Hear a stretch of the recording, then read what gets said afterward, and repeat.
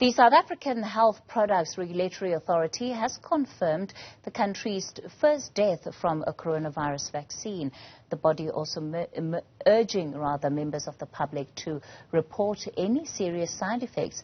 SAHPRA CEO Dr. Boitumelo Semete Makokotlela says the person who died had taken the Johnson & Johnson vaccine.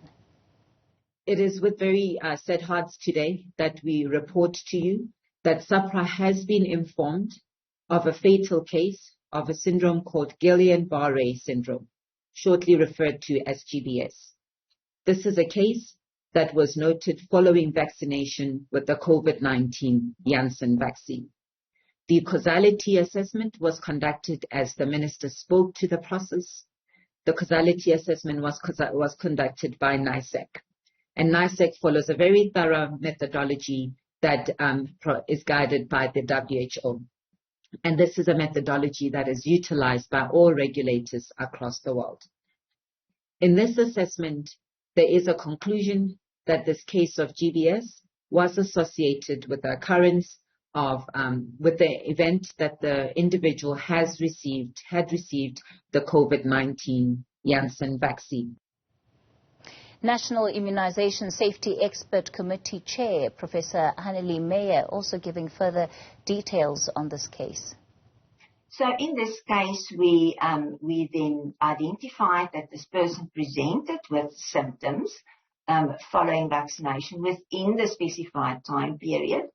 And this resulted then in prolonged hospitalization, which required mechanical ventilation.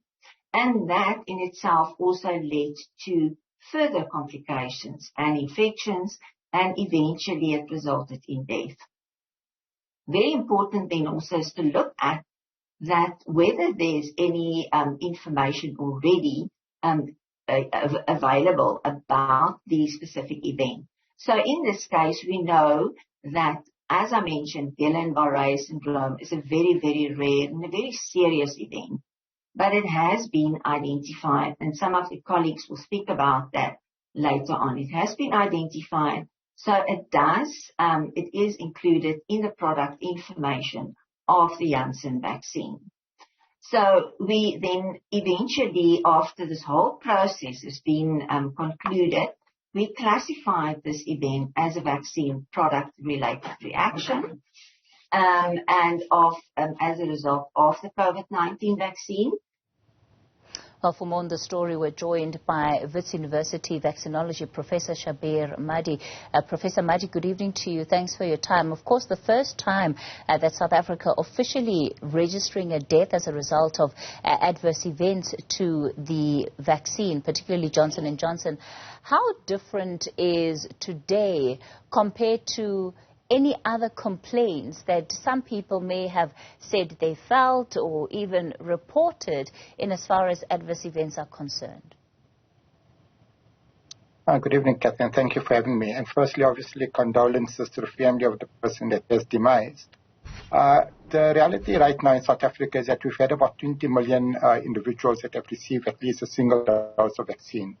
And as was just mentioned, these vaccines unfortunately do have side effects, and some of them could be fatal, as is the case in this instance, but the frequency of that is extremely rare. So as an example for this particular syndrome known as Guillain-Barré syndrome, which basically means as gradual weakness of the muscles starting from the feet and ascending, and eventually can affect a person's ability to breathe.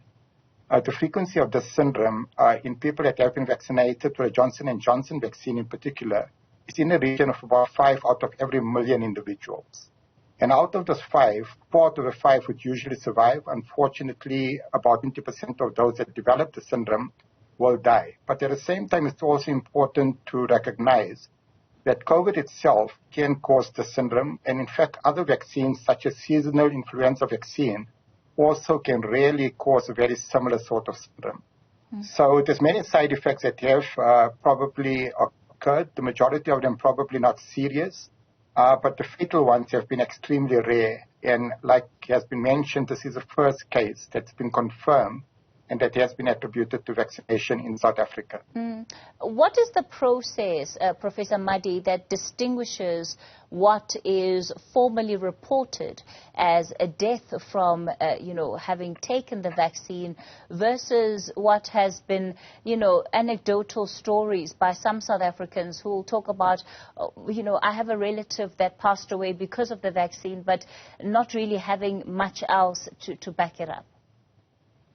So what we usually look for is two things. The first is a temporal association with vaccination. So Guillain-Barré syndrome as an example, the majority of the time when that complication occurs, 80% of the time it will occur in someone that received the vaccine at least 21 days ago, less than 21 days ago.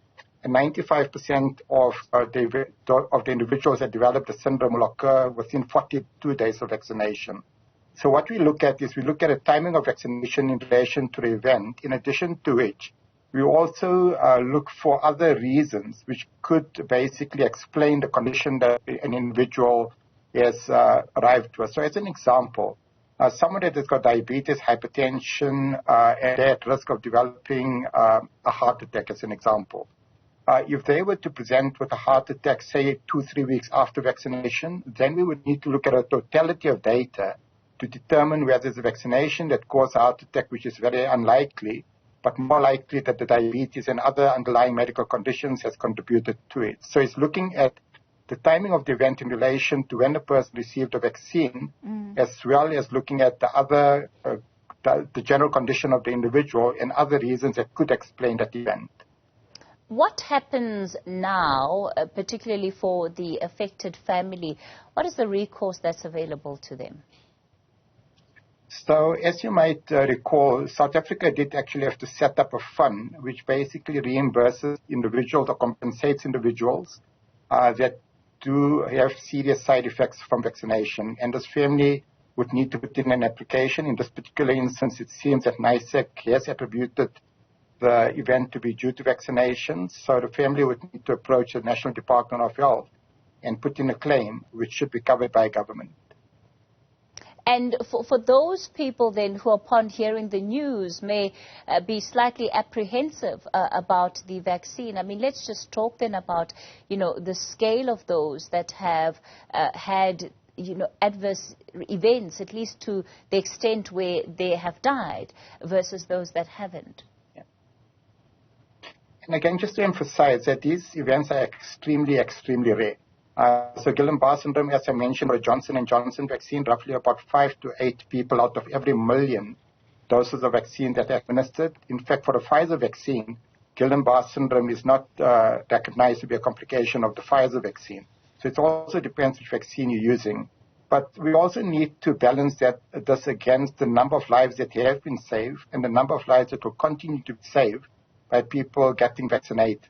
And in South Africa, it's especially the high-risk individuals that still stand to benefit the most from being vaccinated as opposed to risking serious side effects of the vaccines. So the benefit-risk ratio still remains clearly in favor of vaccination, and especially for individuals that are at high risk of developing severe COVID. All right, Wits University Vaccinology Professor Shabir Madhi. Let's leave it there for tonight. Thanks for your time.